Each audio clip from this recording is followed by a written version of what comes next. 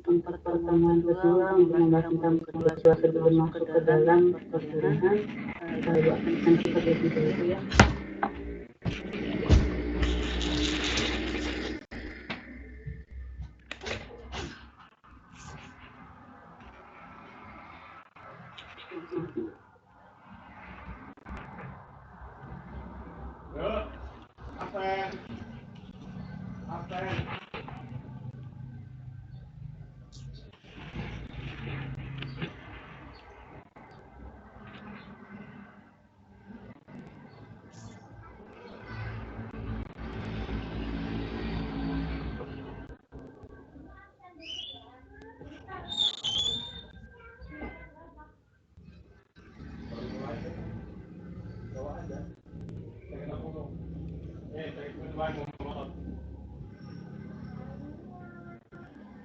Udah mati. Udah pakai udah mati.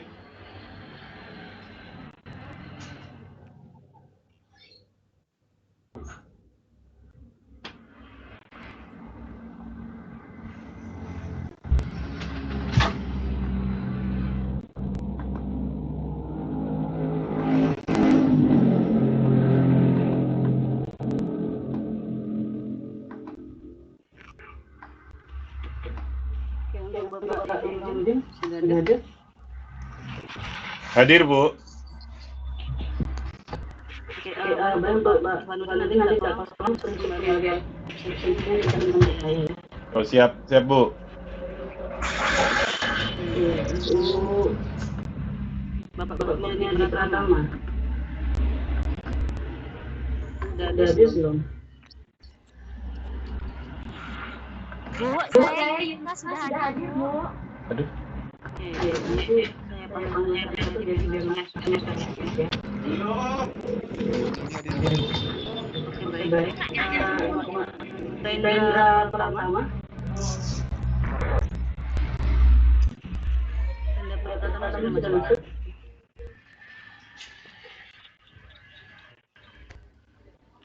Coba tadi ya, Bu Riana. Riana hadir, Bu. Oke, Lilis Norma. Hadir, Bu. Sisi Aprilianti. Hadir, Bu. Hadir, Bu. Hadir, Bu. Ruwati. Hadir, Bu. Salawija.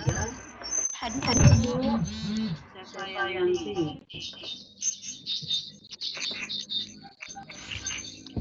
Bu Sefa hadir.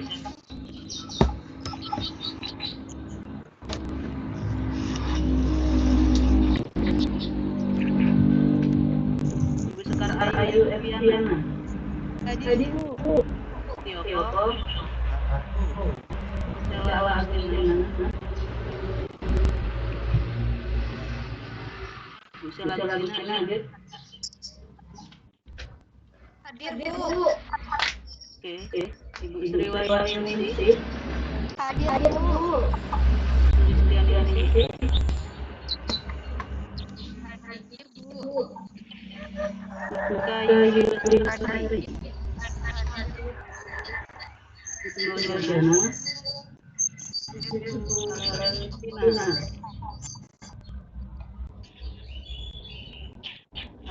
Hadir.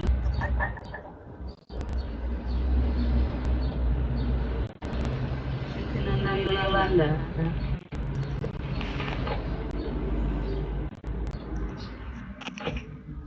Sudah hadir belum?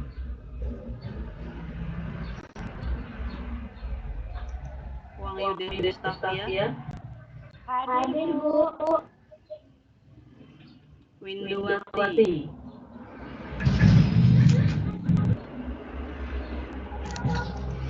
Hadir, Oke. Hadir, Bu. Hadir. Yulika Arma. Hadir. Ulang kali ya. Yang hadir atau tidak? Hadir, Bu. Bu.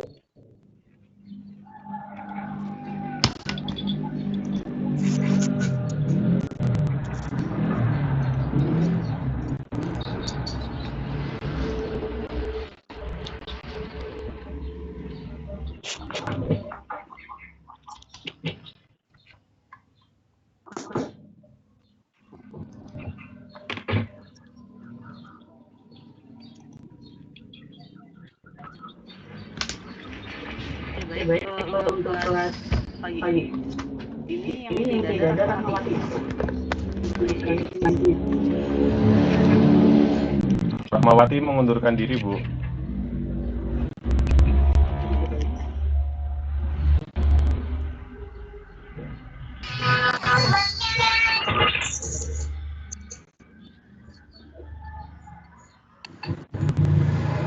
Bu, Rendra belum dipanggil, Bu.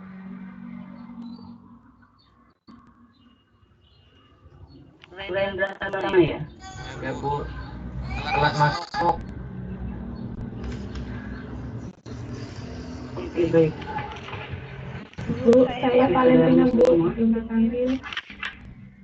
Valentina sudah dipanggil, tidak bersuara. Kendala jaringan atau bagaimana? Iya, kendala jaringan. Oke, baik. Oke, kita mulai perkuliahan pagi ini ya. Silakan untuk di-unmute terlebih dahulu, Bu.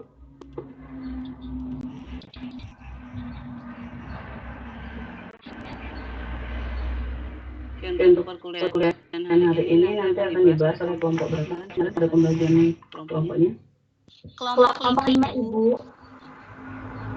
Oke, baik. Untuk kelompok 5 kemarin sudah mengirimkan email, sudah dibaca. Untuk kegiatannya, untuk hari ini silakan untuk presentasi, kemudian dalam presentasi diharapkan untuk seluruh teman-teman mahasiswa itu berpartisipasi dalam menjawab dan menanggapi pertanyaan dari teman-teman semua. Kemudian di dalam diskusi untuk materi modul kedua, silakan untuk moderator untuk membuka 3 pertanyaan. Silakan saya bebaskan dalam ini, silakan untuk bertanya untuk berpartisipasi, silakan.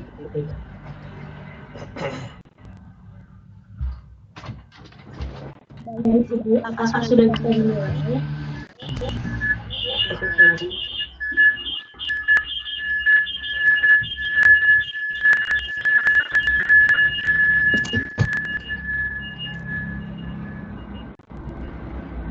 Baik, teman-teman semua, apakah suara saya terdengar jelas?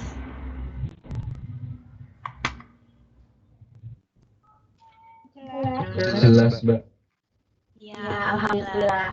Kepada Ibu Rizky, bisa ditampilkan PPT-nya.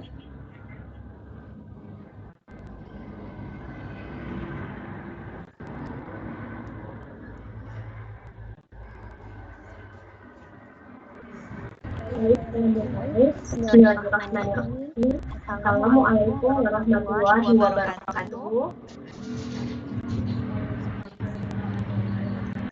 Terima kasih kepada Ibu Rizky selaku PPS di Sekolah Dasar. Ini insya Allah terima kasih kepada seluruh rekan di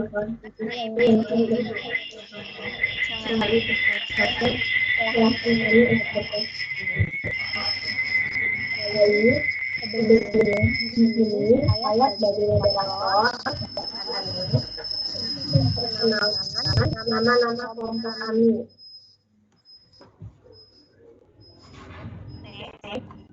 Kami dari kelompok yang terdiri dari Ibu Rizky Aprilianti, saya sendiri Saudia Hasanah, dan Ibu Ika Yunari untuk memahami esensi kurikulum satu pendidikan atau KTSP IPS SD di kelas terendah.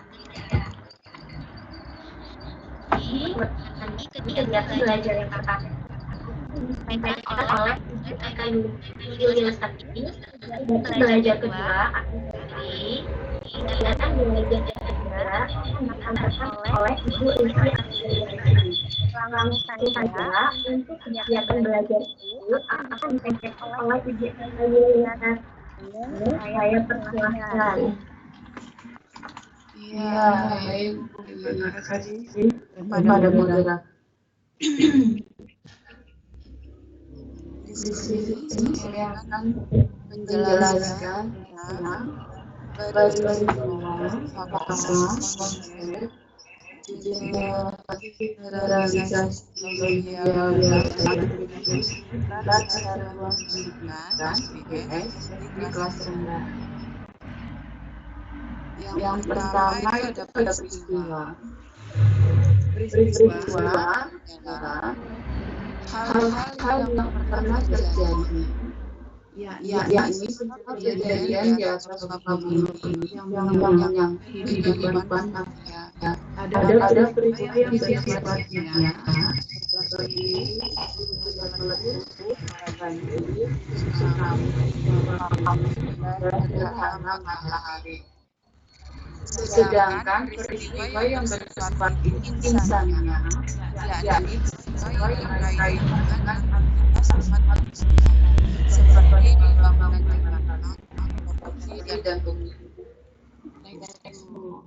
Yang B, di sini ada fakta.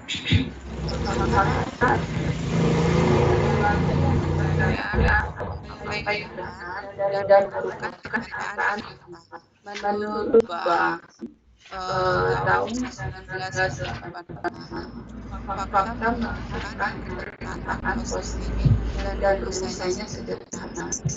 Fakta negara adalah data akurat.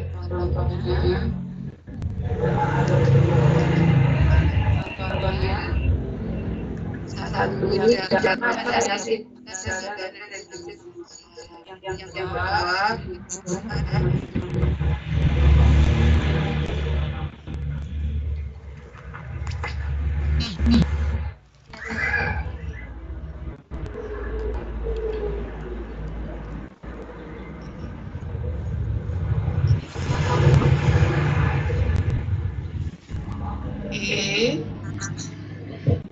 aspek lainnya dari GPS adalah sejarah. Sejarah memiliki konsep dasar waktu. Misal, konsep itu salah paham penjelasannya seperti seminggu yang lalu atau dahulu. Terus selanjutnya masa yang akan datang penjelasannya seperti minggu depan. Jika sudah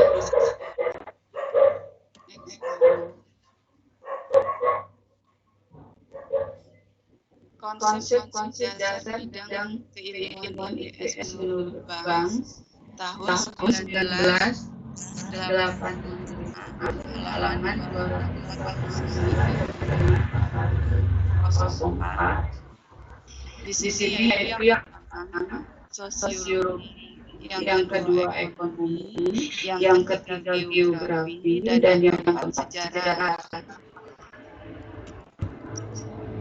Selanjutnya yang ketiga materi IPS juga ada. Yang pertama ada keluarga, peran keluarga, manajemen keluarga, lingkungan alam, dan buatan. Yang kedua guna dan peta lingkungan. Yang ketiga jenis dari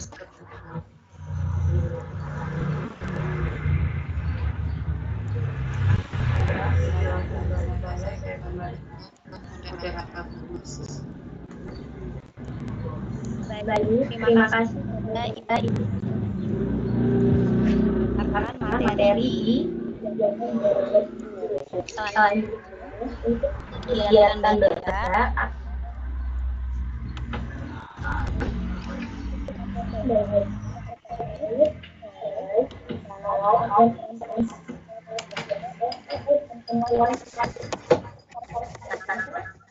Oke, suaranya kurang jelas ya, kalau dengar ya. Coba diulang. Selanjutnya, untuk kegiatan belajar 2 akan saya sampaikan terkait nilai, sikap, dan keterampilan intelektual atau kemampuan analisis personal dan sosial dalam KTSP IPS SD kelas rendah. Next. KTSP IPS SD kelas rendah dirancang untuk membantu peserta didik dalam mengembangkan pengetahuan, pemahaman, pengertian, nilai, dan sikap keterampilan yang diperlukan siswa untuk mempersiapkan dirinya dalam menghadapi kehidupan bermasyarakat.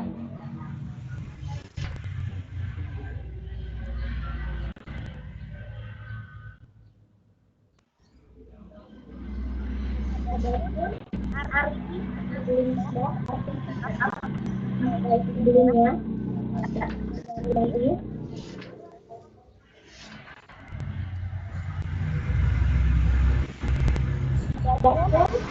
dari nilai, yaitu yang pertama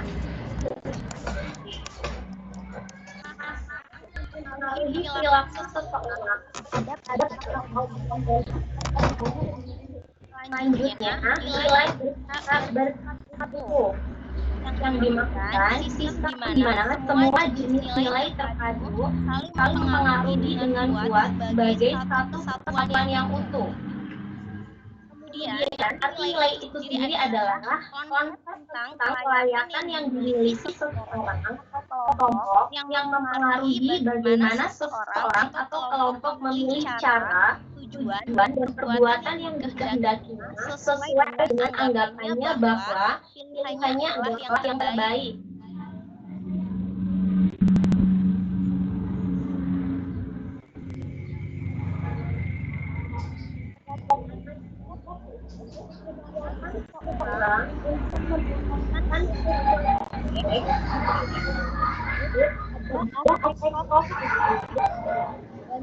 Dengan berpikir menurut Brawijaya.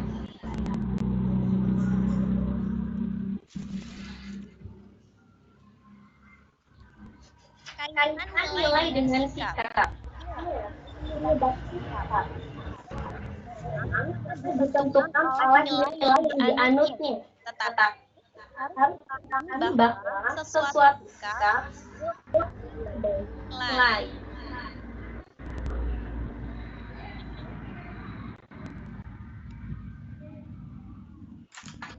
Puan dan sosial dalam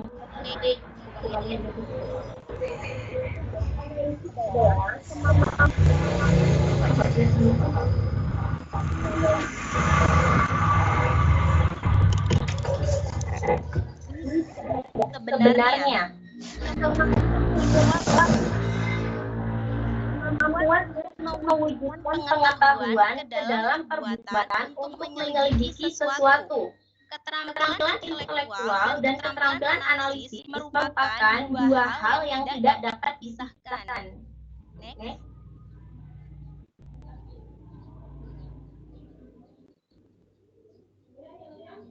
Keterampilan tersebut meliputi 1. Keterampilan memperoleh pengetahuan, 2. Keterampilan berpikir, 3. Keterampilan mengkritik informasi, 4. Keterampilan membuat keputusan, 5. Keterampilan memecahkan masalah, dan 6. Keterampilan menggunakan media.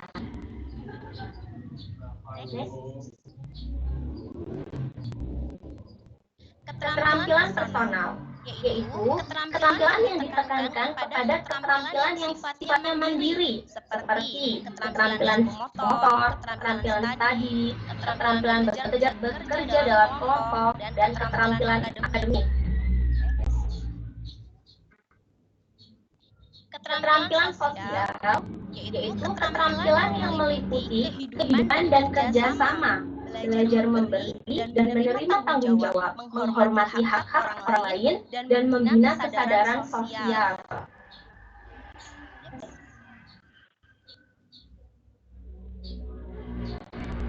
Oke, untuk kegiatan belajar yang ketiga akan disampaikan oleh Ibu Rizky Aprilianti. Kepadanya dipersilahkan.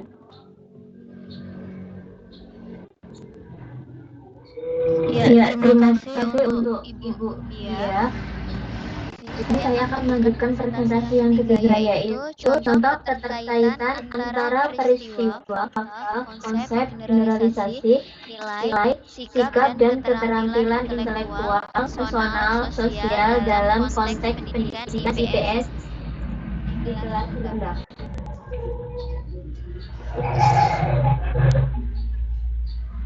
Peristiwa, fakta, konsep, generalisasi digunakan untuk mengorganisasikan komponen-komponen isi bahan pengajaran yang disampaikan guru dalam kegiatan belajar mengajar di kelas. Selanjutnya, hubungan antara peristiwa, fakta, konsep, dan bahan pengajaran bersifat timbal balik. Di sini yaitu yang pertama ada peristiwa konsep. Dan generalisasi tidak dapat dikembangkan jika tidak dalam kaitan isi dalam pengajaran. Yang kedua, bahan pengajaran akan lebih mudah dipahami jika isi materi pengajaran itu terfokus dari gagasan pokok seperti konsep dan generalisasi. Selanjutnya, penyelenggaraan program pengajaran IPS memiliki kekuatan sebagai bidang studi apabila satu, didukung oleh peristiwa, fakta, konsep, dan generalisasi yang meaningful dapat dipertanggungjawabkan etika adanya dan disusun secara baik, terintegrasi dan berlandaskan oleh nilai-nilai. Yang kedua, penyajiannya mengandung unsur-unsur yang menantang dan membangkitkan minat dan sikap positif serta aktivitas siswa. Yang ketiga, berkontribusi bagi pengembangan kemampuan dan keterampilan siswa dalam segala aspek kehidupan, baik keterampilan intelektual, personal maupun sosial. Di sini ada peran guru dalam penyelenggaraan program ilmu pengetahuan sosial. Yang pertama, peranan guru dalam penyelenggaraan program IPS ilmu pengetahuan sosial. Yang kedua, penyampaian bahan pengajaran.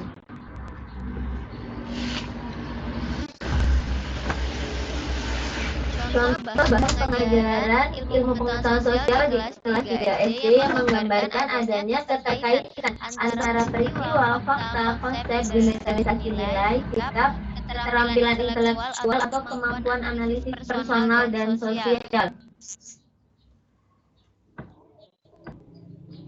Yaitu topiknya lingkungan dan melaksanakan kerjasama di sekitar rumah dan sekolah.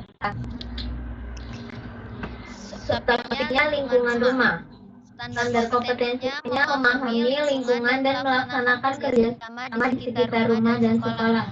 Kompetensi dasarnya menceritakan lingkungan alam dan buatan di sekitar rumah dan sekolah. Indikatornya, setelah mempelajari topik, siswa dapat menjelaskan pengertian lingkungan alam, menjelaskan pengertian lingkungan buatan, yang ketiga menjelaskan pengertian rumah, yang keempat menjelaskan benda-benda yang langsung dari alam yang ada di sekitar rumah, yang kelima menyebutkan benda-benda buatan manusia di lingkungan rumah, dan yang keenam menyebutkan pentingnya lingkungan bagi orang. Adapun fakta-fakta. 1. Daftar benda lingkungan alam dan lingkungan buatan. Yang kedua, cerita tentang pengalaman siswa sebagai anggota keluarga di rumahnya. Yang ketiga, daftar tugas siswa di rumah. Yang keempat, hak dan kewajiban anggota keluarga terhadap lingkungan alam dan buatan hasil pengamatan guru dan siswa. Konsep dasarnya, rumah, lingkungan buatan, lingkungan sosial, tanaman, tanah, binatang, jalan, jembatan, manusia, radio, televisi, nilai, kedudukan, dan peran sosialisasi pembagian kerja. Konsep sosialnya, yaitu perkawinan, tata krama, rumah tangga, sopan santun, penataan lingkungan, menjaga kebersihan lingkungan. Dan yang generalisasinya di sekitar rumah terdapat lingkungan alam dan lingkungan buatan.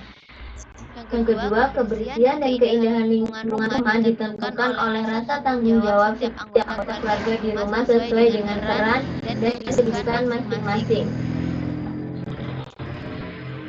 Dan nilai dan sikap. Nilainya itu kebersihan, keindahan, kegunaan, kerjasama. Sikapnya menghormati peraturan, berdisiplin, mau bekerja sama, bertanggung jawab, menyukai kebersihan dan keindahan. Keterampilan personalnya membaca dokumen, brosur atau buku dan surat kabar. Yang kedua, mencatat data atau keterangan dalam berbagai bentuk. Yang ketiga, menafsirkan gambar, menggambar benda. Yang keterampilan sosialnya, wawancara, diskusi, bertanya, menjawab pertanyaan, dan menjelaskan kepada orang lain. Ya, itu saja yang dapat saya sampaikan. Saya kembalikan ke moderator. Terima kasih kepada Ibu Rizky Aprilianti yang telah menyampaikan materi di kegiatan belajar 3. Baik teman-teman, demikian penyampaian materi terkait esensi kurikulum tingkat satuan pendidikan atau KTSP IPS di sekolah dasar kelas rendah. Selanjutnya, di sini saya akan membuka 3 termin pertanyaan. Pada setiap termin ada 2 pertanyaan. Nanti selain dari kelompok 5, kelompok yang lain juga bisa menanggapi atau menjawab pertanyaan-pertanyaan tersebut sesuai yang telah disampaikan oleh Ibu Riri, bahwasanya seluruh kelompok dimohonkan untuk aktif. Oke, langsung saja untuk termin pertama saya buka 2 penanya. Saya Wahyu Desafia. Wahyu, silakan. Baiklah Mbak, di sini saya bertanya, saya dari kelompok saya dari kelompok 1 ingin bertanya konsep dasar dari bidang keilmuan IPS, salah satunya itu ada sosiologi. Nah, di dalam sosiologi itu ada yang namanya masyarakat. Nah, di sini di masyarakat itu ada unit yang merdeka dan terintegrasi, di mana integrasi dan komunikasi terjadi. Coba jelaskan Mbak dari unit yang merdeka dan terintegrasi dan di mana interaksinya dan komunikasi. Dan berikan contohnya dalam kehidupan masyarakat dalam IPS. Terima kasih. Saya ulangi pertanyaannya ya. Ini adalah Ibu Wanita dijelaskan arti dari masyarakat, unit merdeka dan integrasi serta untuk memberikan contohnya, begitu ya? Iya Bu. Pada Wahyu, selanjutnya untuk penanya kedua dipersilakan. Wahyu, bukan Wahyu. Iya Wahyu. Ya, mohon maaf ya. Saya Bu. Oke, bertanya. Bu siapa? Nama saya Ruwati, saya dari kelompok 6. Ya. Yang ingin saya tanyakan, apakah ada keterkaitannya keterampilan personal dengan keterampilan sosial dalam pembelajaran IPS di SD? Keterampilan personal dan keterampilan sosial ya. Pembelajaran IPS. Terima kasih kepada Ibu Wati. Saya ulangi pertanyaannya, apakah ada keterkaitan antara keterampilan personal dan keterampilan sosial? Iya Bu. Iya. Oke. Terima kasih. Kami dari kelompok 5 mohon izin untuk berdiskusi terlebih dahulu. Mohon waktu untuk berdiskusi.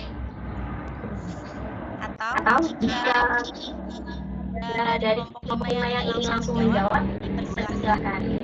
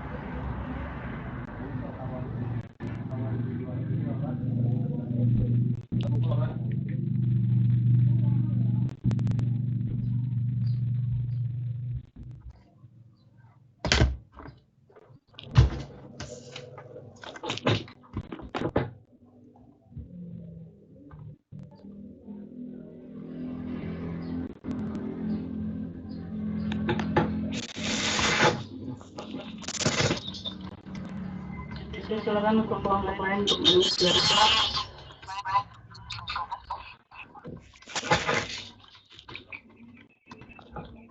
Baik, apakah kelompok 5 ada yang sudah siap untuk menjawab?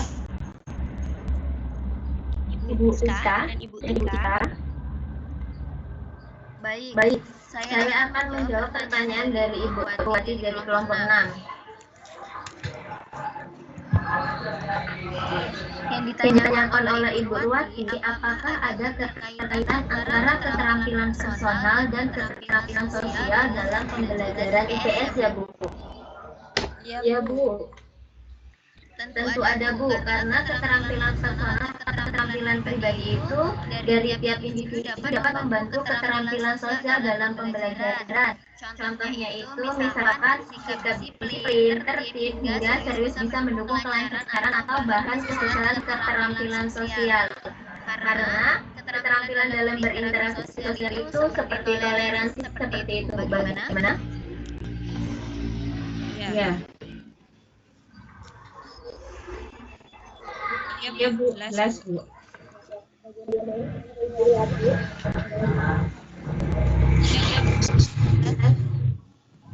Terima kasih. Mohon maaf kepada Ibu Wangku.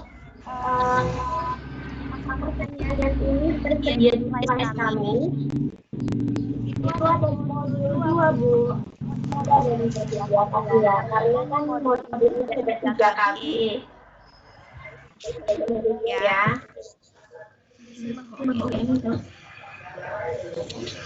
Punya uang itu nggak ada di ini.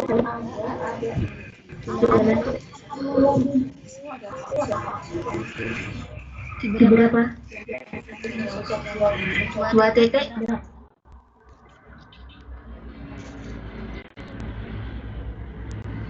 Ibu Wahyu bisa disampaikan di bagian halaman keberapa ya?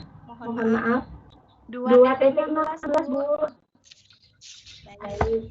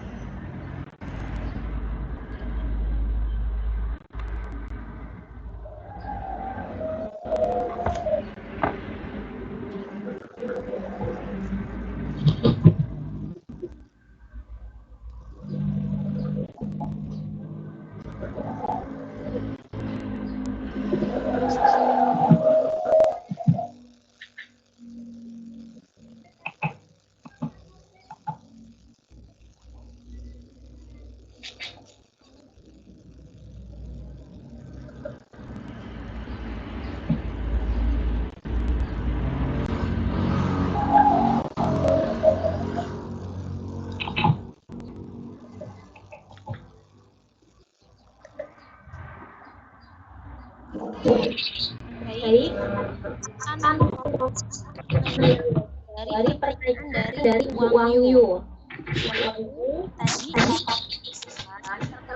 Konsep dasar dari bidang ilmuwan IPS itu ada di sosiologi. Nah, yang ditanyakan Bu Wahyu itu masyarakat yang integrasi di mana interaksi dan komunikasi terjadi.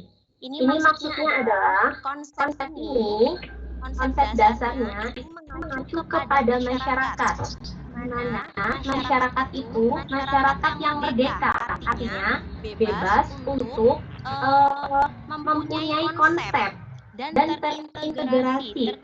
Terintegrasi di sini adalah kesatuan di mana interaksi dengan orang lain, karena kita ketahui bahwasanya manusia itu adalah makhluk sosial bermasyarakat, sehingga membutuhkan komunikasi dengan antara satu dengan yang lainnya.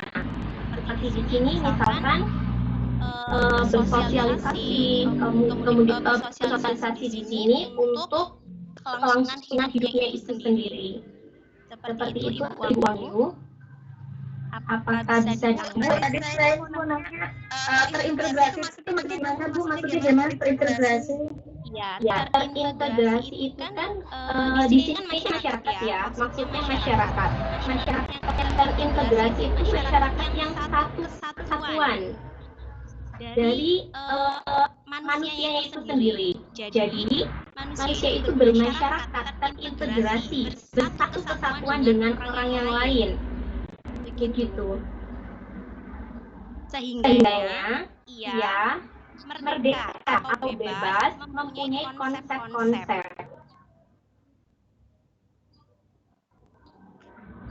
Belum paham ya? Udah cukup Bu. Sehari-hari gimana Bu? Contoh dalam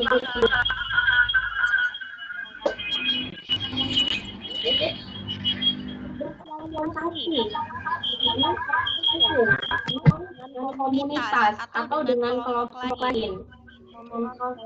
Kehidupan sehari-hari bersosialisasi, di mana ketika kita bersosialisasi kita bebas memiliki konsep dasar yang bisa kita gunakan dalam bersosialisasi. Lalu, ya cukup. Kasih untuk pertanyaannya kepada Ibu Wahyu dan juga Ibu Wati. Kemungkinan dari kelompok lain akan ada yang bisa menambahkan atau menanggapi, dipersilahkan.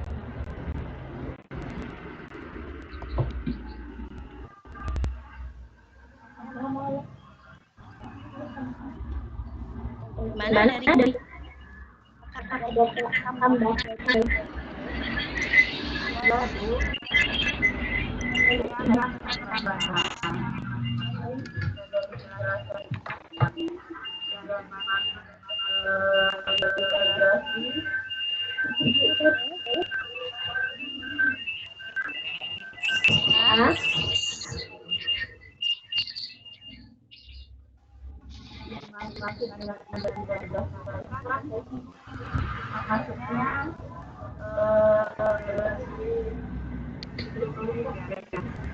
bersatuan.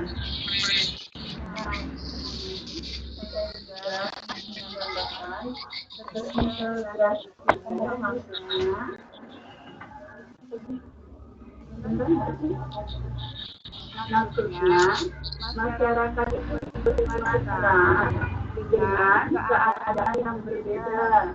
Maksudnya dengan keadaan yang berbeda itu antara lain dengan kebudayaan yang berbeda dengan kebudayaan agama atau etnis yang lain. Nah, contohnya kalau tentang kebudayaan kan di Indonesia banyak ya suku-suku yang berbeda, tapi masyarakatnya itu saling berbaur, maksudnya saling satu dua antara suku yang satu dengan suku yang lain. Terus kalau ini mengenai agama, nah maksudnya saling toleransi antar umat beragama. Oke, dengan Ibu siapa ya?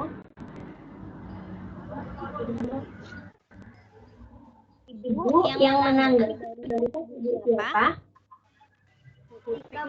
Kak Yuli Lestari. Iya, Ibu. Terima kasih. Menambahkan contoh dari kelompok lain, kalau kelompok lain ada penambahan jawaban.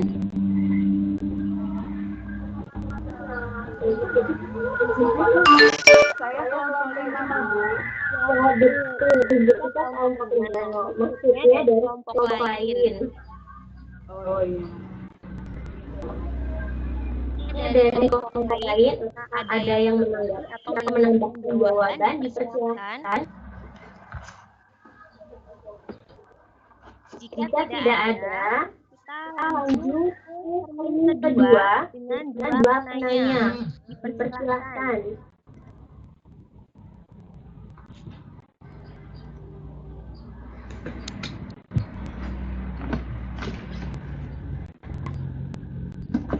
Saya Mbak mau bertanya dengan Ibu siapa?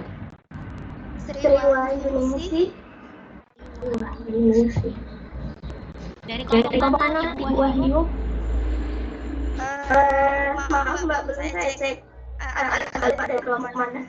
Baik, silakan lanjutkan dengan pertanyaannya.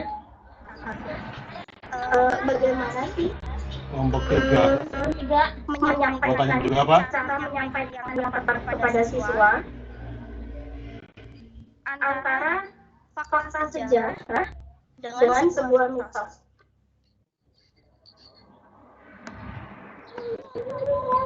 Agar peserta didik itu bisa membedakan mana yang fakta dan mana yang mitos. Oke, terima kasih Bu Wahyu. Saya ulangi lagi pertanyaannya ya. Bagaimana cara menyampaikan fakta dan mitos pada peserta didik yang baik itu ya Bu ya? Kurang lebih seperti itu. Terima kasih. Sama-sama. Selanjutnya, saya Mbak. Silakan pada Ibu siapa? Ibu Yulita. Silakan Ibu Yulita. Ya. Saya kelompok 3 Mbak. Silakan Ibu Yulita. Ya baik. Yang ingin saya tanyakan ini terkait dengan kriteria memilih konsep di halaman 2.18. Jadi di sini Taba dalam BENS kan menyebutkan kriteria pemilihan konsep ya. Ini ada 5 poin di sini. Nah, mungkin yang saya ingin tanyakan di poin 4 dan 5. Durability dan juga balance. Nah, ini maksudnya bagaimana? Itu aja. Terima kasih. Oke, terima kasih kepada Ibu Ika. Saya ulangi pertanyaannya ya. Penangkapan saya, pertanyaannya begini. Apa maksud dari durability dan balance gitu ya Mbak? Iya. Iya. Oke, baik. Langsung saja. Saya mencoba untuk menanggapi pertanyaan dari Ibu Yulita. Maksud dari kriteria pemilihan konsep menurut BENS itu di poin ke-4 dan 5 itu durability dan balance. Durability itu maksudnya adalah tahan lama. Kemudian balance itu maksudnya memberikan keseimbangan dalam skop atau ke dalamnya. Maksudnya seimbang antara pemilihan konsep itu sendiri.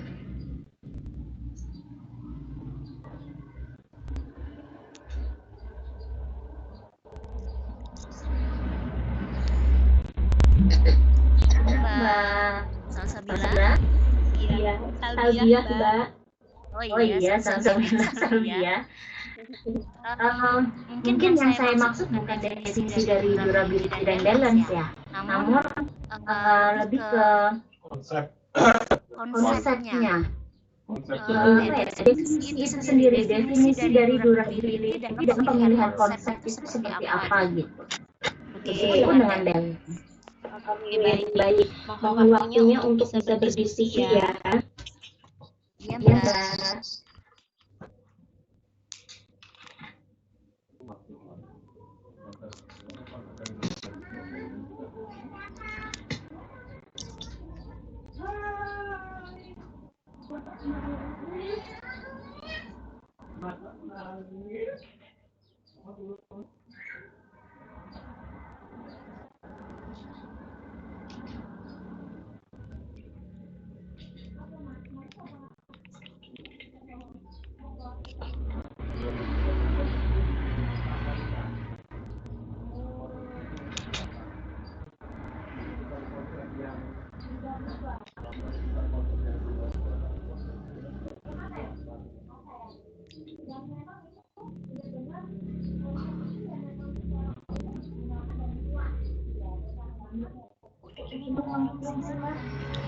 Sesanya.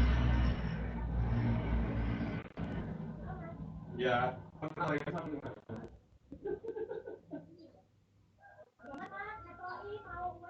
Oh iya ya.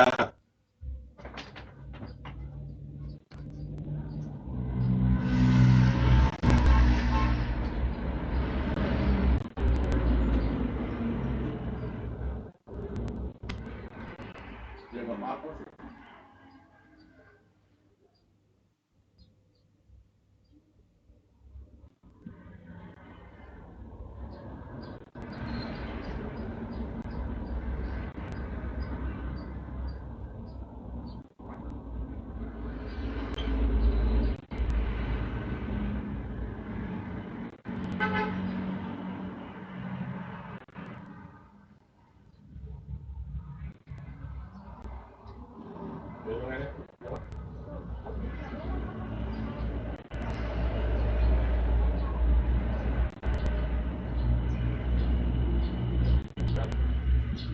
Kalau nggak bisa,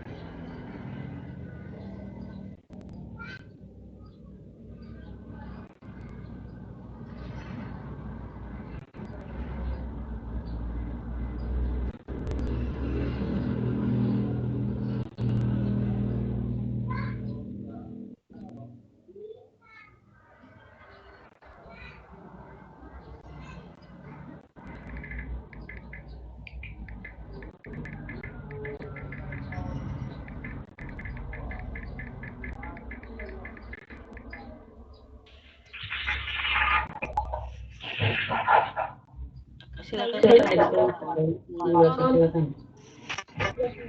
Silakan. Ada Ibu Rizky atau Ibu Tika Yulisari.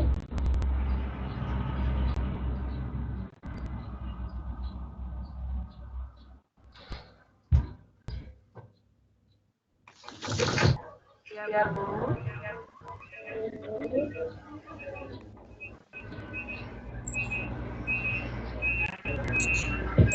Di sini saya akan menjelaskan tentang menggunakan ya. Dan tidak dari melakukan paham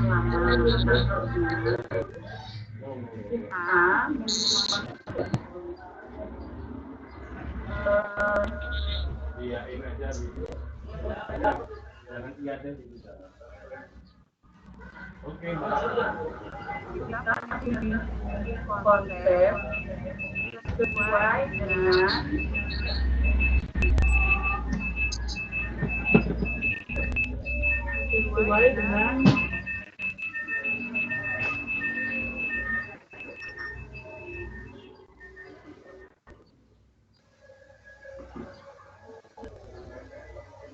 sesuai dengan konstruksi atau misalnya mata pelajaran ini. Mata pelajaran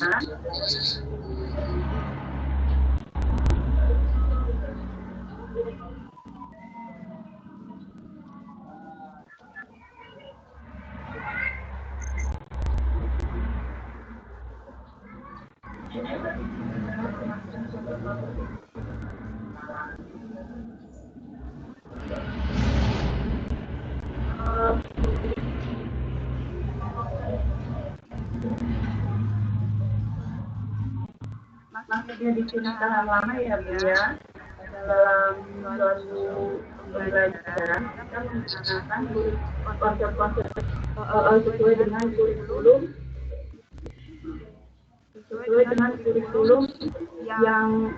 yang terdahulu juga masih dipakai gitu Bu.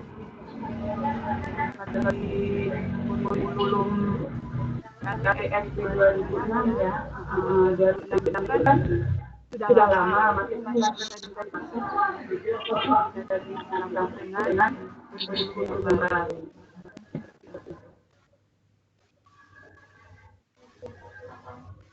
Nggak nyambung. Bu. Halo? Ya.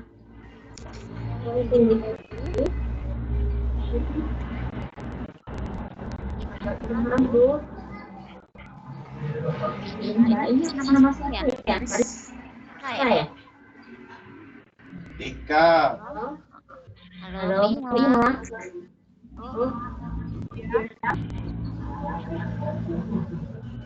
Ya, Ya, enggak. yang Yang dalam saja. yang Yang beda. dalam. Oh ya.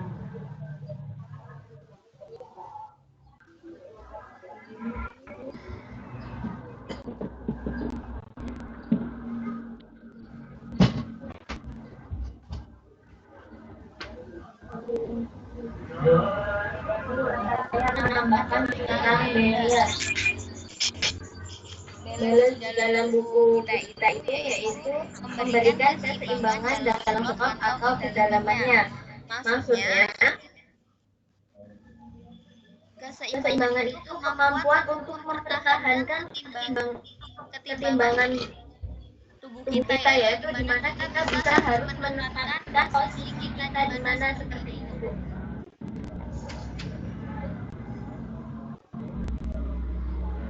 Itu saja yang saya kembalikan ke moderator.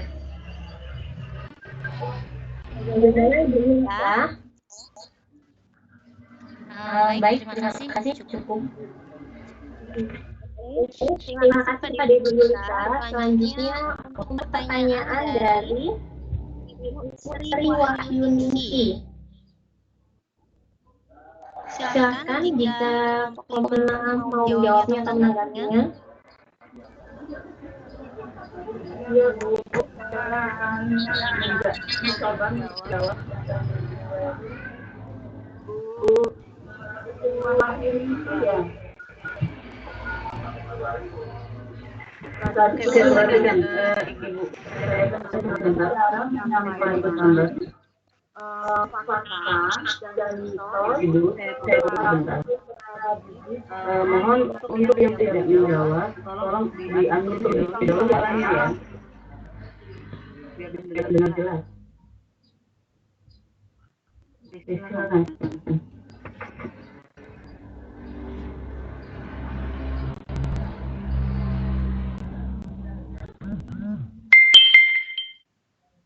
Silakan bisa dilanjut.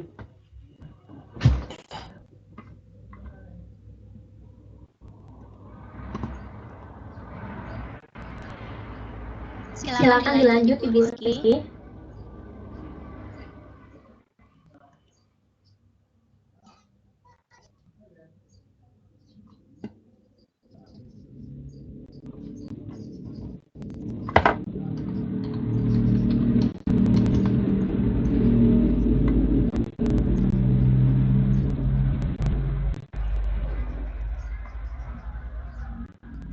Ibu Rizky, silakan dilanjut. Jawabnya, baik Bu. Saya akan menambahkan dari Ibu Dika tentang pertanyaan dari Ibu Sri Wahyu, bahwasanya bagaimana cara menyampaikan yang tepat fakta sejarah dengan mitos, supaya anak bisa membedakan seperti apa ya Bu. Sebelumnya, guru harus memberitahu apa sih pengertian mitos itu sendiri dan apa fakta itu sendiri. Jadi siswa harus mengetahui kalau fakta itu adalah kejadian yang benar-benar terjadi. Sedangkan kalau mitos itu suatu yang terjadi di masa lampau.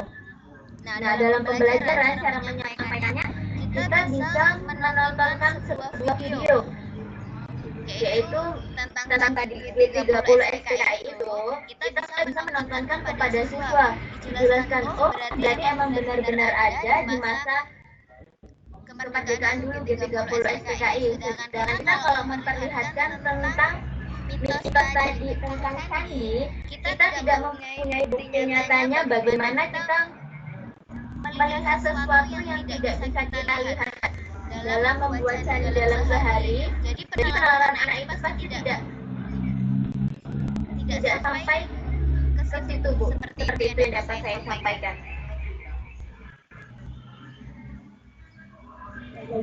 Sri Wahyuningsi. Iya, Iya, Mbak. Terima kasih atas penjelasannya. Alhamdulillah jika sudah bisa ditangkap. Selanjutnya, di termin ketiga, saya buka dua penanya. Saya ingin bertanya, Mbak, Ya, Ya, silakan Pak. dengan Ihwanuddin. Tadi saya lihat di kegiatan belajar 3 itu ada penyajian program IPS yang mengandung unsur-unsur yang menantang. Nah, ini unsur-unsur yang menantang ini maksudnya yang seperti apa ya? baik, terima kasih. Saya ulangi pertanyaannya dari Pak Iwan yang saya tangkap. Maksud dari unsur menantang gitu ya Pak ya? Ya, betul. Dalam penyajian IPS itu tadi ya. Dalam penyajian. Selanjutnya, penanya kedua dipersilahkan.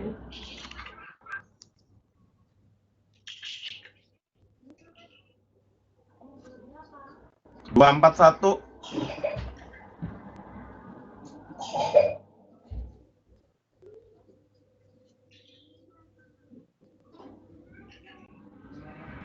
Silakan untuk penanya kedua.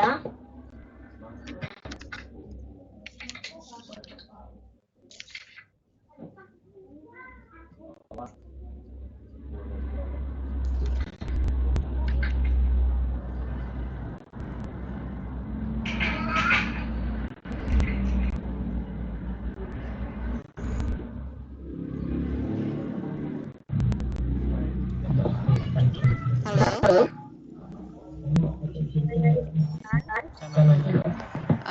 Saya Winswati. Saya mau tanya ini di modul halaman 2.19 pada poin ketiga itu ada geografi. Yang A itu faktor fisik dan budaya berpengaruh terhadap timbulnya perbedaan pada berbagai tempat di muka bumi. Bagaimana sih cara guru itu menjelaskan, memberi contoh gitu yang timbulnya perbedaan pada berbagai tempat yang ada di muka bumi dari faktor fisik dari geografinya. Terima kasih. Terima kasih Ibu Wino. Pertanyaan saya tangkap, bagaimana cara guru menjelaskan faktor fisik dan budaya berpengaruh terhadap timbulnya perbedaan pada berbagai tempat di muka bumi ini? Itu ya Bu Wino? Iya Bu. Terima kasih.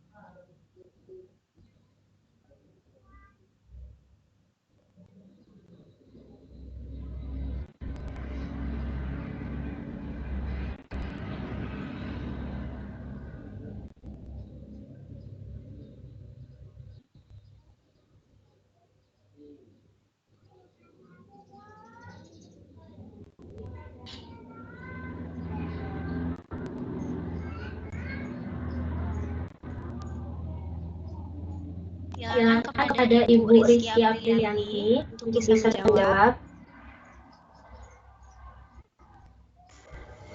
Baik Bu, di sini saya akan menjawab pertanyaan tentang yang dijelaskan oleh Pak Iwan ya. Apa sih unsur menantang itu ya? Iya Pak, menantang Bu, unsur menantang. Menantang. Maksudnya unsur menantang di sini itu misalkan anak itu menarik anak untuk tertarik. Misalkan menyambungkan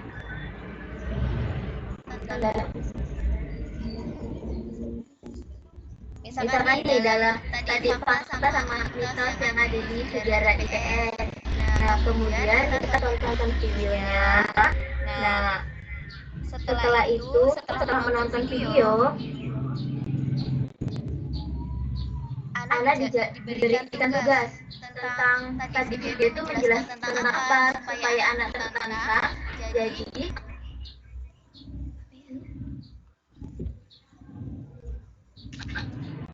terjadi adanya kerjasama.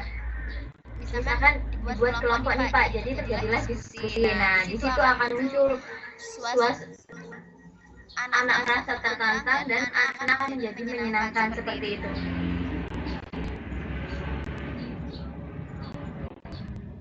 Gimana Pak? Oh iya, oke.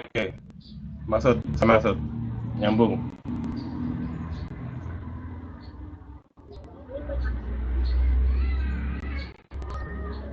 Terima kasih juga jawaban pertanyaannya kepada Bapak Iwan. Selanjutnya, pertanyaan dari Ibu Windo.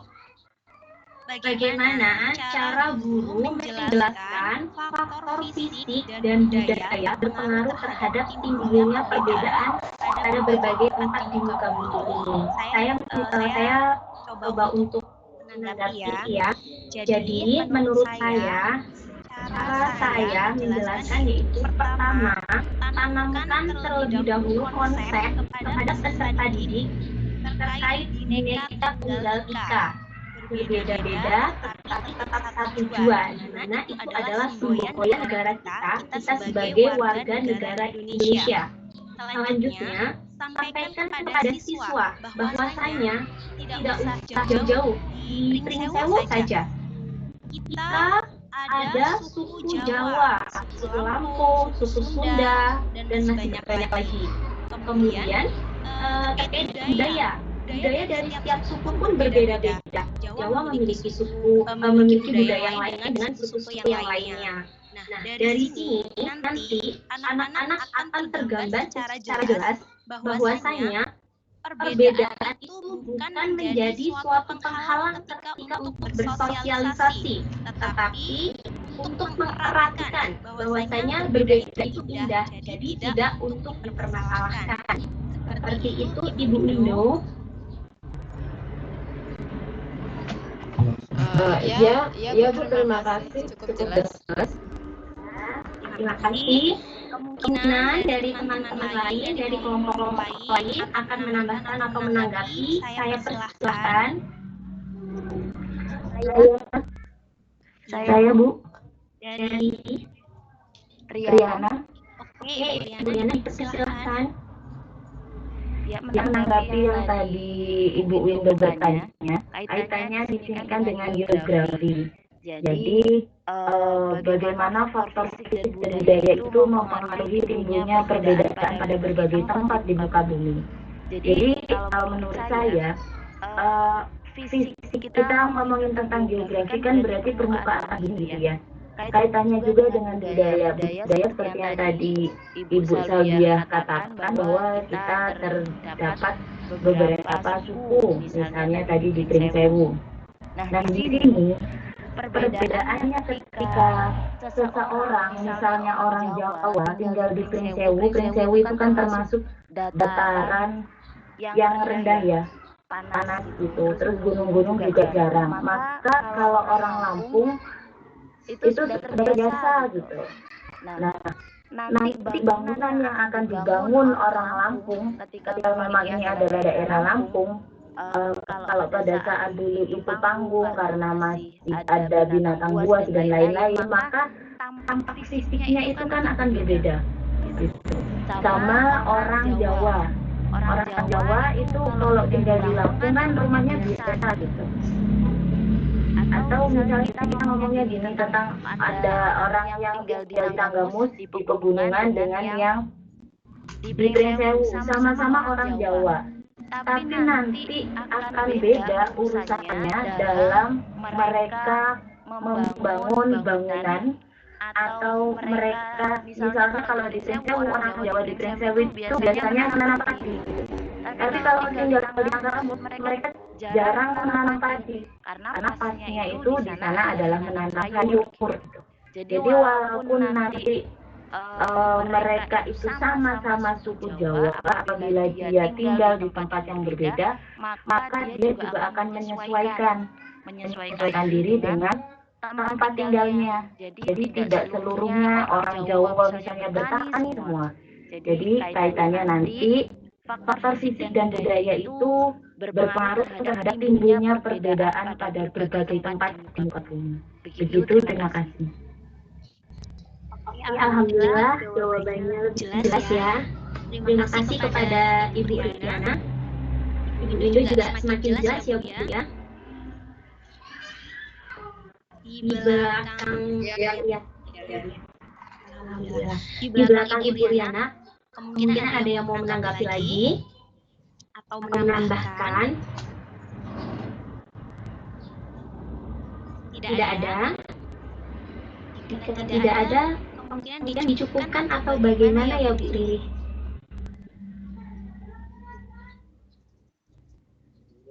Oke. Baik, saya tambahkan sedikit ya dari beberapa diskusi hari ini.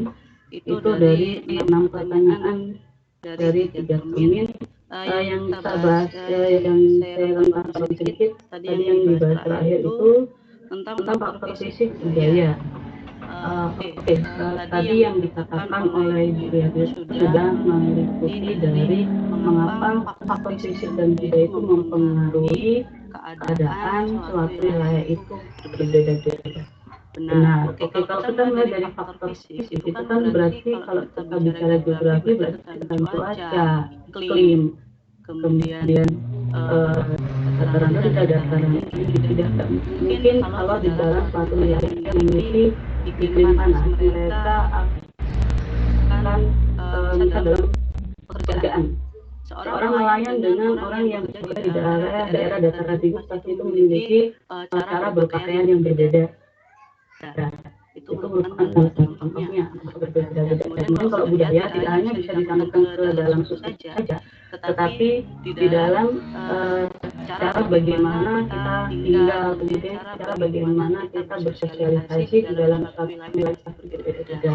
Kemudian untuk dari Pak Iwan Bidin tentang unsur-unsur yang menantang yang dimaksud di dalam kajian IPS itu maksudnya perlu diingat dalam kajian pembelajaran IPS itu ada 3 unsur dalam proses pembelajaran. Yang pertama adanya unsur-unsur yang menantang, kedua adanya nilai, dan yang ketiga adanya keaktifan. Jadi diharapkan di dalam proses pembelajaran tenaga pendidik itu ketika memberikan materi pembelajaran harus ada unsur yang menantang. Artinya menantangnya bagaimana kita berikan suatu umpan kepada peserta didik ketika kita dalam proses pembelajaran. Misal kita membicarakan tentang penampakan suatu wilayah di Indonesia. Kalau kita bicarakan penampakan ada terdapat berapakah di dalam Indonesia ini provinsinya. Lalu kita tunjuk salah satu anak. Setelah itu dari situ itu menantang, kemudian timbul suatu keaktifan sehingga keterampilan sosial yang diambil dari suatu percakapan itu tidak tersampaikan, itu tercapai. Kemudian untuk pertanyaan yang kedua tentang kriteria pemilihan konsep itu tadi diantaranya yang ditanyakan tentang balance dengan durability.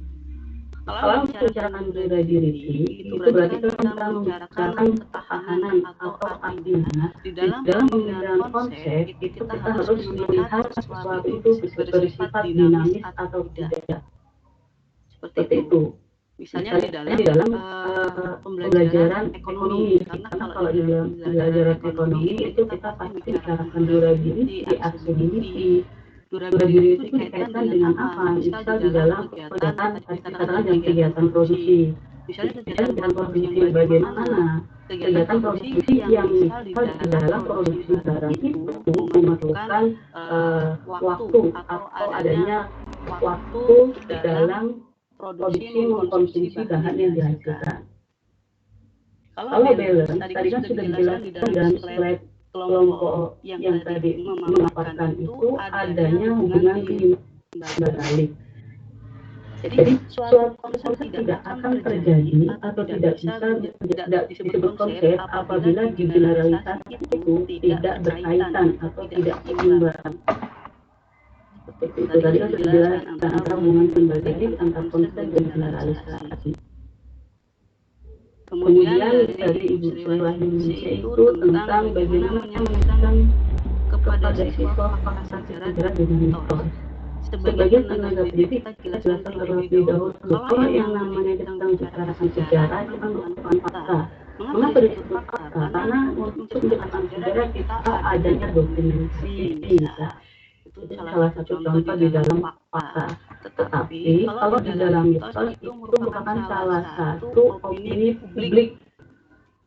Jadi mitos itu tidak bisa dibuktikan. Ceritakan dulu kepada peserta didik bahwa mitos itu sesuatu yang tidak bisa dibuktikan, yang tidak bisa dilihat kebenarannya. Seperti itu. Kemudian untuk keterkaitan keterampilan personal dan keterampilan sosial dalam pembelajaran IPS. Pasti ada keterkaitannya karena kalau kita lihat dari keterampilan personal, misal kita lihat keterampilan personal itu dari keterampilan salah satunya keterampilan politik dan keterampilan tentang pengendalian emosi. Bagaimana cara kita mengaplikasikannya sehingga adanya keterkaitan antara kedua hal itu? Misal di dalam kelas rendah, kita dalam proses pembelajaran sampaikan kita menanamkan keterampilan politik dengan cara misal kita melakukan simulasi pemilihan ketua kelas. Itu merupakan keterampilan politik. Nah di dalam itu, ketika keterampilan politik dalam pemilihan ketua kelas, kemudian kandidat misal ketua kelas A, B, C, dalam kandidat itu pasti ada yang kalah. Nah di dalam hal itu, bagaimana seorang itu menanamkan keterampilan pengendalian emosi atau pengendalian diri untuk kita bagaimana kalau kita tidak menang dalam suatu pemilihan. Seperti itu cara-cara. Kemudian konsep dasar sosiologi diantaranya unit merdeka atau terintegrasi. Kalau yang namanya terintegrasi berarti kita membicarakan tentang negara atau masyarakat yang majemuk. Jadi suatu masyarakat atau kelompok yang hidup bersama dalam perbedaan maupun dari etnis, suku, budaya itu terintegrasi. Mengapa disebut merdeka? Karena di dalam suatu kelompok itu mereka bebas dalam melakukan suatu hal tanpa membeda-bedakan suatu etnis, suku, dan budaya. Kurang lebih seperti itu. Mungkin ada yang mau menanggapi atau bagaimana, silakan. Silakan moderator dilanjutkan. Ibu untuk rekan-rekan yang berpartisipasi di presentasi kali ini. Tadi ada Ibu Rumati, Ibu Triwayu, Ibu Yulika, Bapak Panan dan Bapak Windu, serta Ibu Yana yang telah menanggapi. Kami jangan pernah banyak sekali kekurangan dari kami mohon maaf. Ini diakhiri atau bagaimana, Bu? Oke, diakhiri aja. Oke, kami akhiri. Wassalamualaikum warahmatullahi wabarakatuh.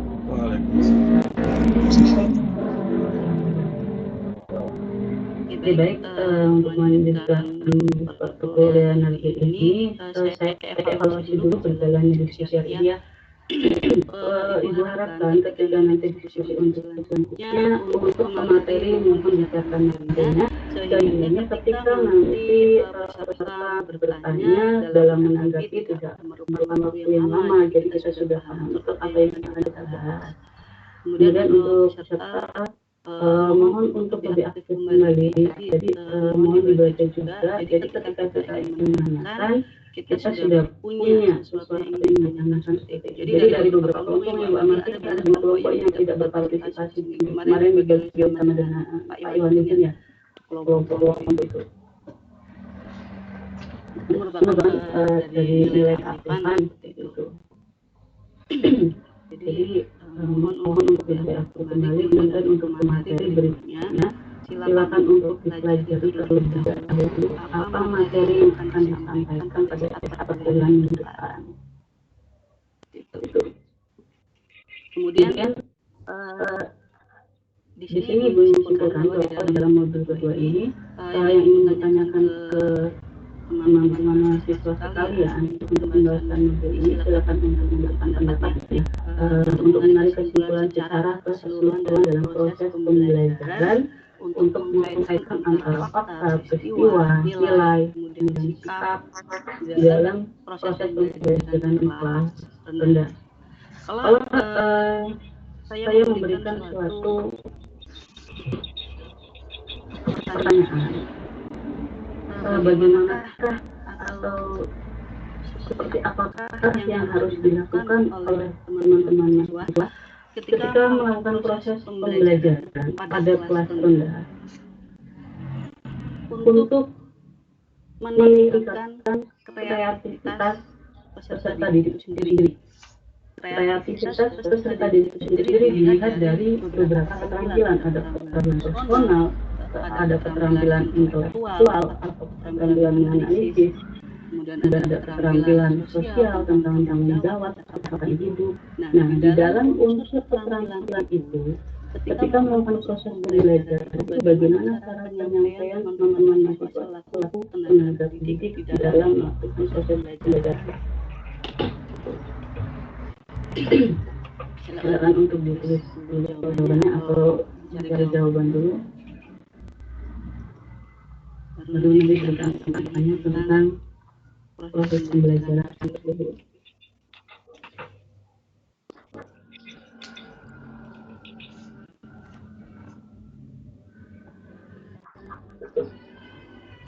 Bu, bisa diulang kurang jelas, Bu. Oke, baik. Yang ingin ditanyakan di sini, kalau kita membicarakan tentang proses pembelajaran IPS, yang ditanyakan bagaimanakah selaku tenaga pendidik dalam melakukan proses pembelajaran agar peserta didik itu dapat melakukan atau dapat memiliki kreativitas dalam pembelajaran. Kreativitas ini seperti apa? Kreativitas yang menggambarkan tentang keterampilan personal, keterampilan intelektual atau keterampilan menganalisis, dan keterampilan sosial. Keterampilan sosial itu bisa kata hidup, kemudian tanggung jawab,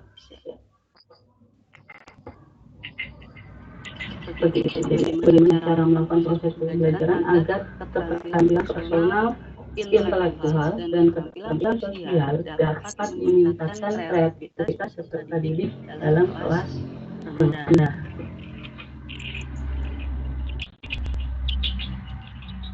Itu.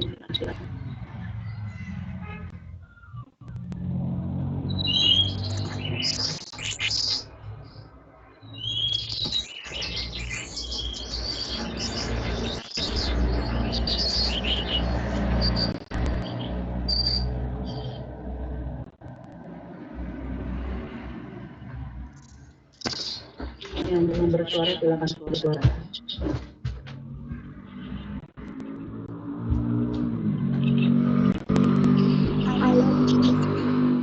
Silakan Ibu Triwarinisi ya. Iya. Saya akan coba menanggapi pertanyaan dari Ibu tadi tentang bagaimana kita mengenalkan sebuah pembelajaran untuk memancing kreativitas anak. Oke.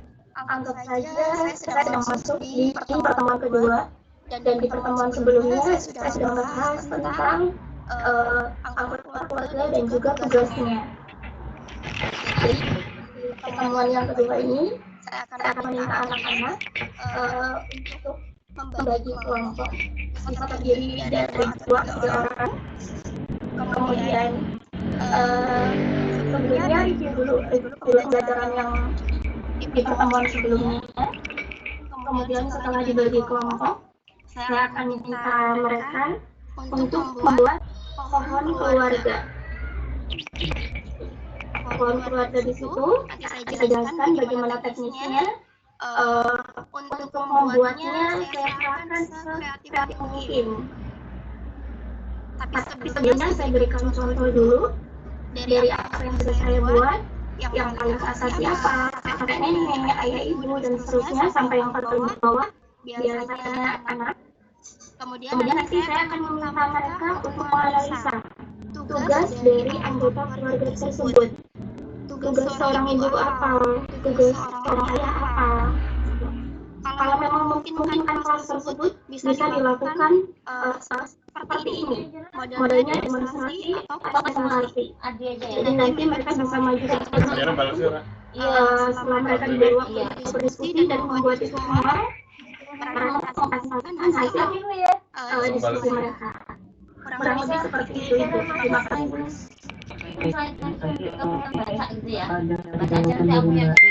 Tentang keterampilan namanya sudah dapat, kemudian keterampilan mengenai sudah dapat, kemudian keterampilan sosial misalnya dari kata-kata itu bisa contohnya dalam mempresentasikan pohon tersebut. Baik, terima kasih untuk dari silakan dimulai.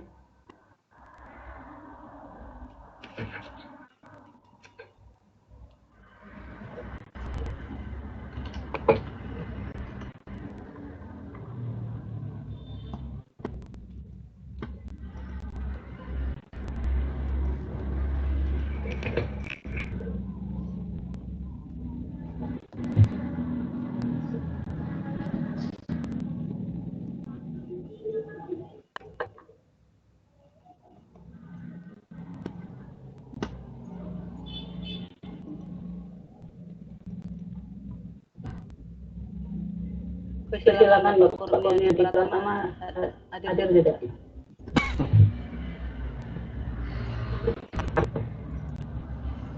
Bapak Kurnia di Pratama.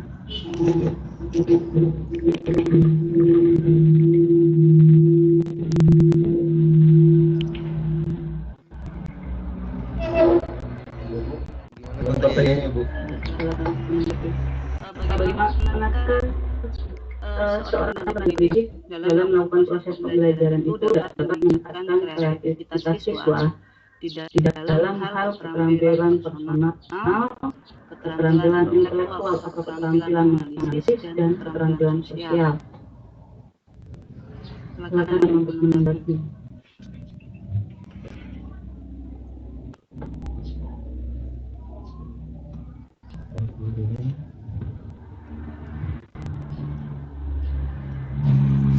Dia tahu dulu apa keterampilan personal, keterampilan intelektual atau menganalisis, keterampilan sosial. Keterampilan sosial itu kan bisa diambil dari tanggung jawab, ketetapan hidup, kemudian bekerja sama, itu merupakan keterampilan sosial.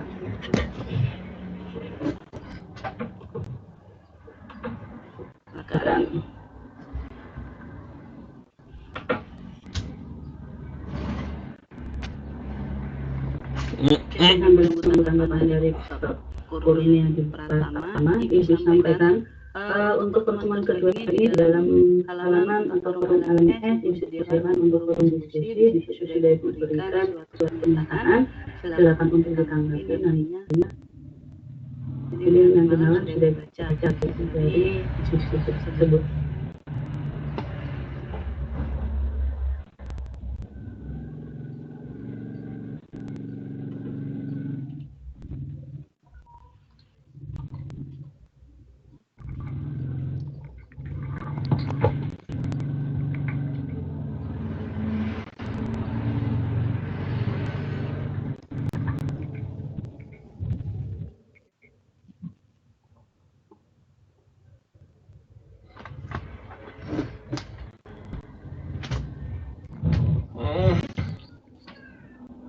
saya coba menjawab ya Bu. Pada tahap ini, guru diharapkan untuk merangsang siswa untuk melakukan apa yang dinamakan dengan learning skill akurat. Misalnya dengan dalam memberi kesempatan siswa untuk bertanya, menyelidiki, mencari, menerapkan, dan menguji coba. Karena kebanyakan yang terjadi di lapangan adalah aktivitas ini jarang ditemui. Karena siswa hanya mendapatkan informasi yang bagi mereka adalah hal yang abstrak. Rasa ingin tahu siswa harus dijaga dengan cara memberikan kesempatan bagi mereka untuk melihat dari dekat, memegangnya, serta mengalaminya.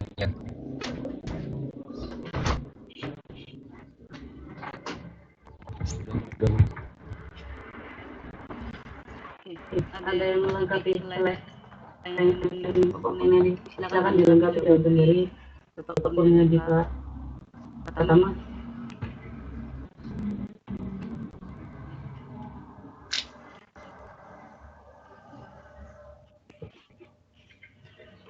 Harus sebut-sebutkan namanya dari inisiatif sendiri.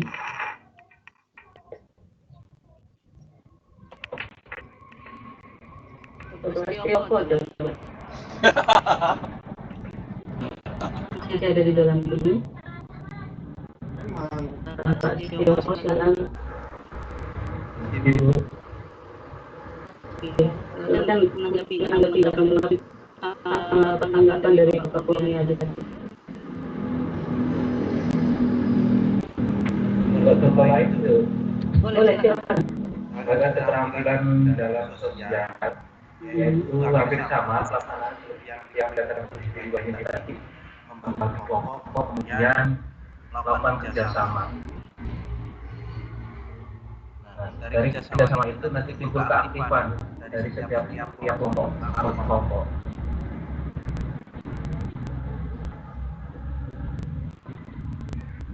Misal dari keterampilan personalnya seperti apa?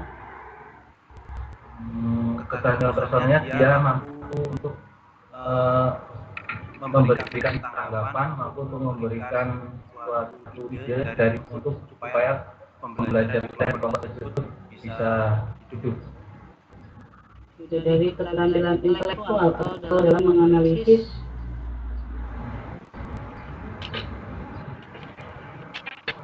Dari keterampilan intelektual. Ya, silakan.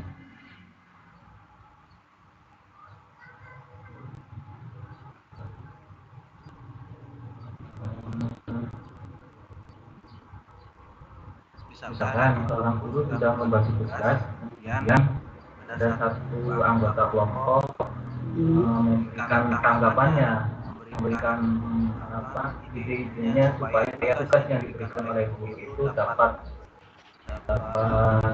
terselesaikan.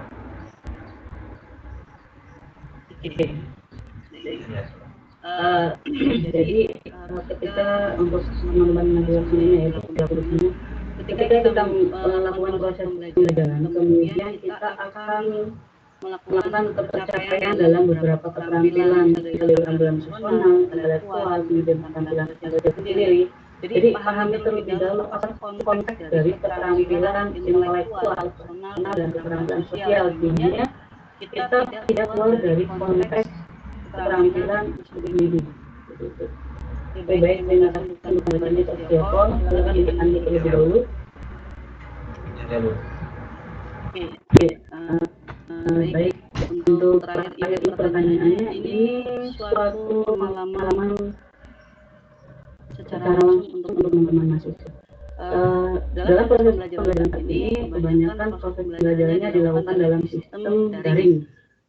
Ketika melakukan proses pembelajaran melalui sistem daring, itu apabila kita melakukan pembelajaran dan ingin pencapaian itu dalam keterampilan intelektual. Nah, bagaimana dalam proses pembelajaran daring itu keterampilan intelektual itu bisa tersampaikan kepada peserta didik. Jadi jangan sampai ketika kita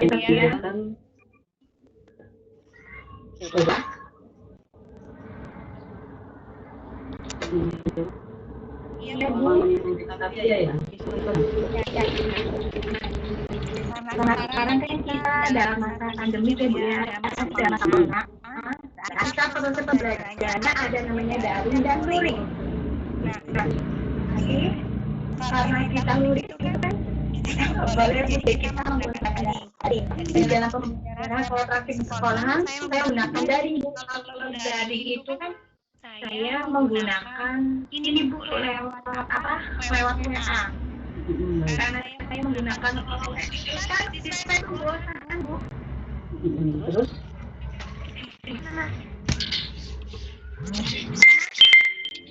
Adanya karena kita buka halaman belakang, halaman 19 di halaman baca di halaman ini Bu. Uang itu silakan ulangi suaranya. Ya halo Bu, katakan tersebut Bu. Oke. Baik, silakan dibaca ya. Saya kan pengalaman saya kan pembelajaran menggunakan daring, kalau tidak luring ya. Kalau di dalam daring kan Bu, kalau kita cuma pembelajaran kita buka buku tema seandainya 7 ya, buku halaman 19 itu ada pertanyaan. Sebelum kalian menjawab pertanyaan, kalian buka dulu di halaman 17, itu ada teks yang berjudul apa. Kalau setiap kita pembelajaran seperti itu, anak-anak bosan. Jadi kan kita biar gurunya semakin masuk ke intelektualnya, teknologinya lebih pintar itu ya Bu.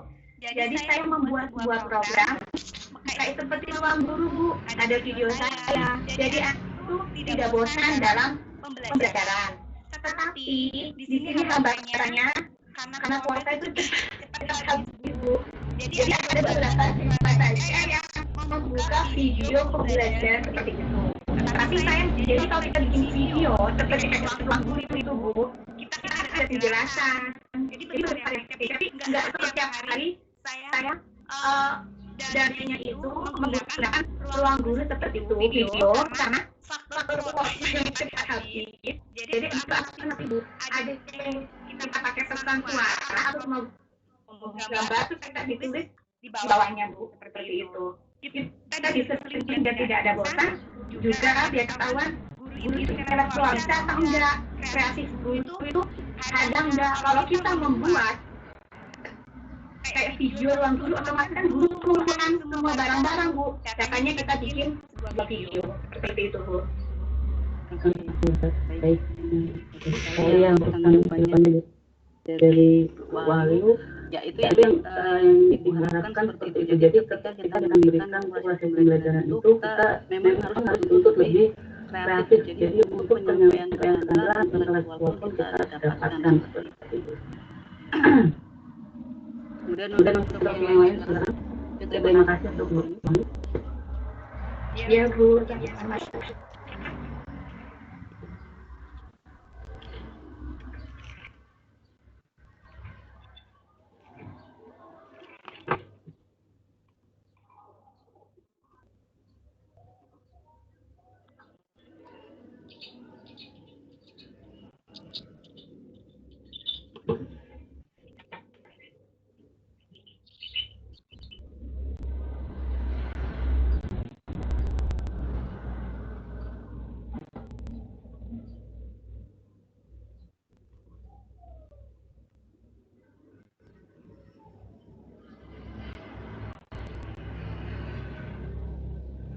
Untuk Ibu Titi Nurjana.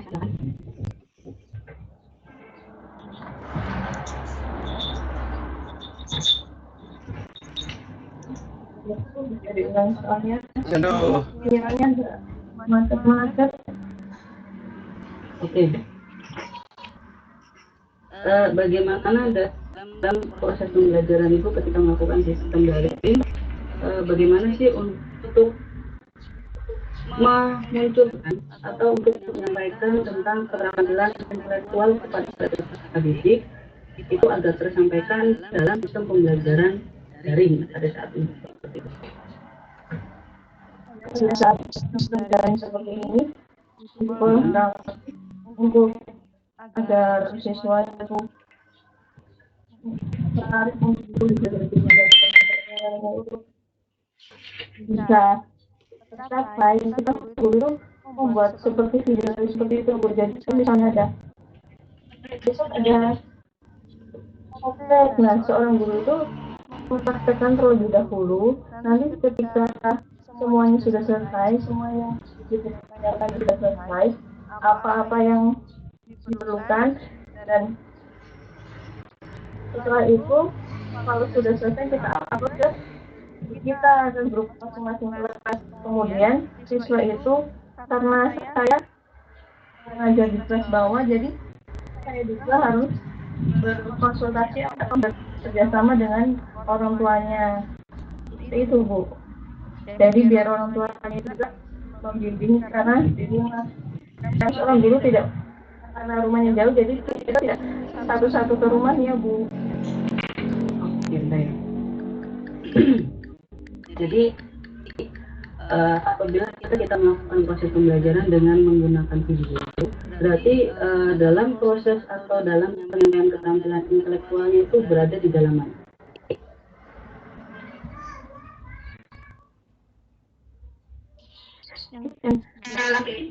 Dalam keterampilan seorang guru mengumpulkan data-data. Kalau kita bikin video kan di situ ada isinya kayak video kita ngambil kan dari internet, dari YouTube ya Bu ya. Kita masukin datanya. Nah dari situ kan guru ketahuan kalau guru itu bisa dalam intelektual atau enggak. Kalau guru itu nggak bisa intelektual, ya yang tadi saya bilang Bu, dia cuma foto buku temati yang tema itu di foto itu keterangan. Foto keterangan itu akan membuat siswa itu bosan. Jadi dalam pengoperasian dia bikin video. Jadi kan bisa bikin video itu lebih kreatif Bu, kayak bilang guru.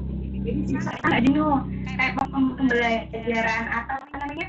Kayak IPA, di situ kita menjelaskan adanya kayak pencarian air, di situ ada anak kecil, ada pengambilan air, ada videonya atau apa, kan muncul jadi anak lebih menarik gitu Bu. Oke, jadi terima kasih. Saya perlu menjawab. Jadi dalam keterampilan intelektual itu bisa diterapkan kepada guru sendiri, kepada tenaga pendidik sendiri, dan kepada siswa. Kalau kita menyampaikan kepada siswa agar siswa menerapkan keterampilan intelektual itu, jadi dari video yang Bapak Ibu guru sampaikan kepada peserta didik, mereka coba untuk menilai apakah isi dalam video tersebut, kemudian nilai-nilai yang terdapat, dan memberikan contoh suatu animasi tentang berbagi. Nah, di dalam hal itu, peserta didik disuruh untuk melakukan penilaian di dalam apa yang ada di isi video tersebut. Jadi, keterampilan intelektual pada siswa juga tersampaikan. Kalau ada waktu pun bisa kita memberikan contoh itu, kita membuat video, kemudian kita diskusikan bersama. Kemudian untuk minggu depan atau untuk pertemuan ketiga itu ada tugas pertama yang ini akan diakses melalui LMS. Kemudian untuk satu lagi ini yang belum bisa mengakses siapa? Sudah bisa semua.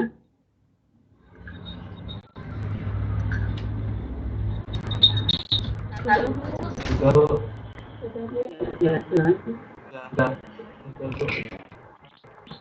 oke, jadi DL itu untuk diskusi sudah tampil semua ya? Sudah Bu. Oke, baik. Kalau sudah semua, ada beberapa yang di dalam akses itu tidak memenuhi, jadi keterangannya masih belum pernah. Jadi takutnya tidak bisa kita akses, nanti aku ke depannya kan bagaimana tidak bisa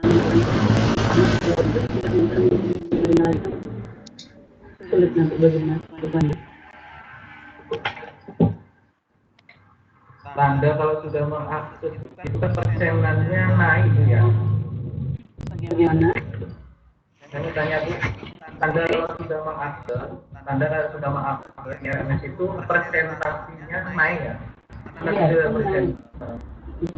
jadi agar kita dapat pemberitahuan dari Ibu, silakan nanti untuk mengklik berlangganan itu. Jadi setiap pemberitahuan yang Ibu lakukan di LMS, kalian silakan masuk notifnya.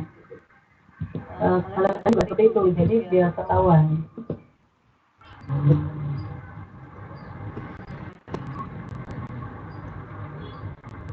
Jadi tadi untuk forum diskusi juga seperti itu, jadi biar Ibu bisa membaca dan menanggapi secara langsung. Jadi nanti malam kalau kita kita diskusi kelihatan siapa saja yang sudah membaca tentang diskusi pada sesi kedua.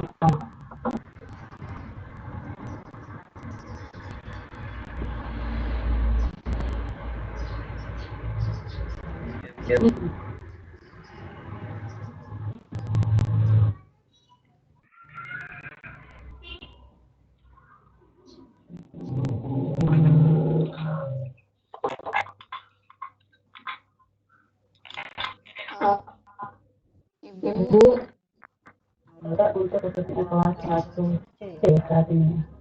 Ya. Bu, saya kan buka LMS ya, Bu. Halo, Bu.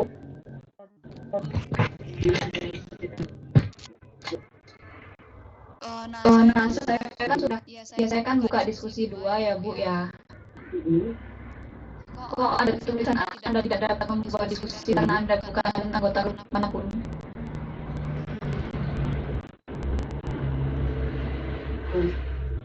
Anggota manapun, atas nama siapa? Saya Agustina. Ya? Iya.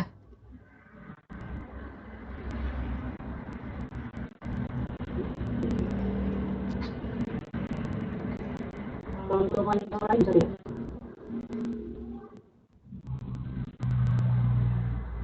Iya, ada keterangan kayak gitu, Bu. Karena terkait.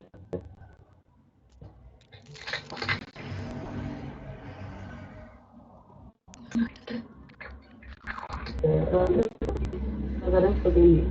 Jadi seperti itu. Jadi nanti kalau kita bisa hari itu yang apa udah lewat salah gitu.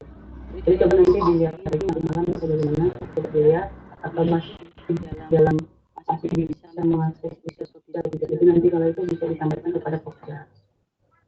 Iya, Bu, terima kasih. Untuk yang lain bisa.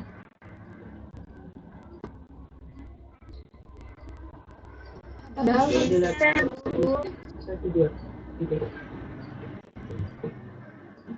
nggak bisa, Bu. Sama.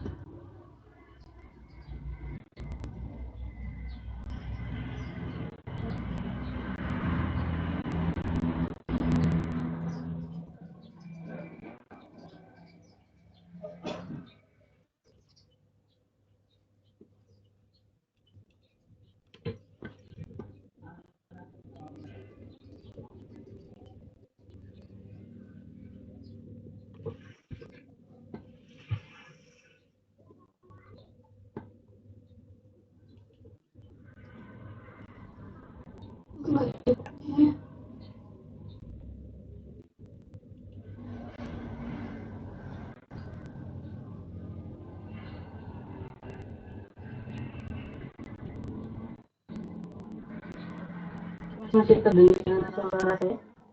Masih, Bu. Masih, Bu. Masih.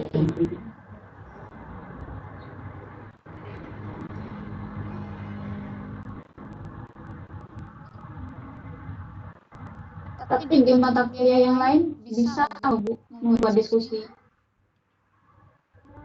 Ya. Untuk lagi bisa ya. Iya, kayaknya tadi ada yang nggak bisa juga deh.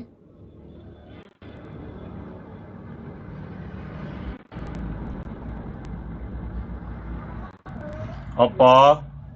Orang sudah berubah, harusnya bisa.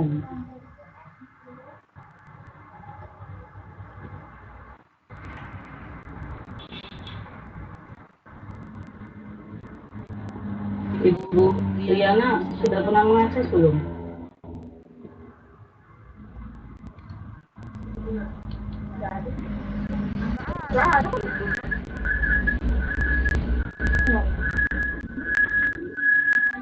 Yang kondisi.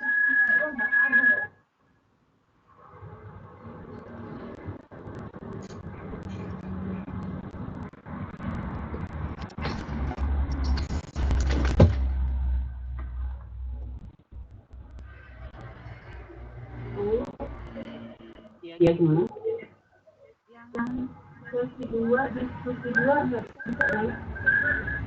Di situ diskusi pertemuan kedua.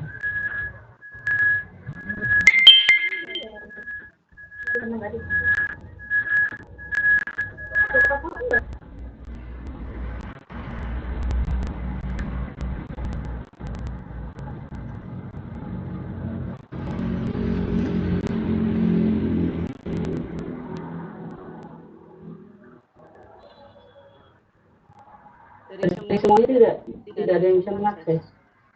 Ini enggak bisa juga Bu, sama nanti tidak dapat membuat diskusi.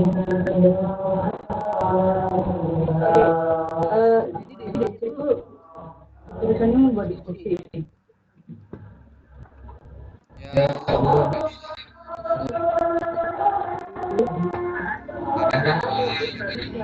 Bu, tulisan diskusinya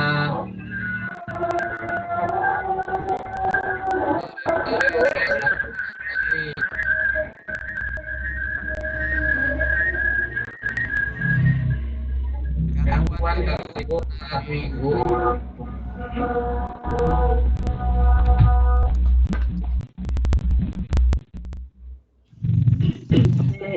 Tidak apa-apa, mungkin memang lagi dari kesannya.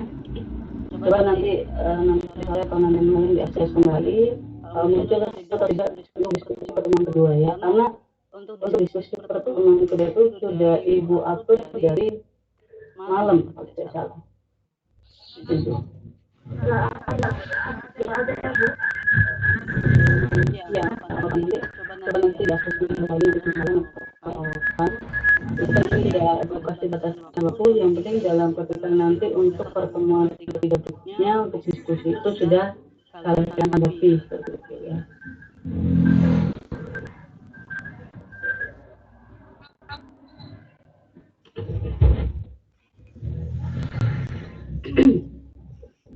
Oke, mungkin seperti itu cukup saya yang ditanyakan kembali.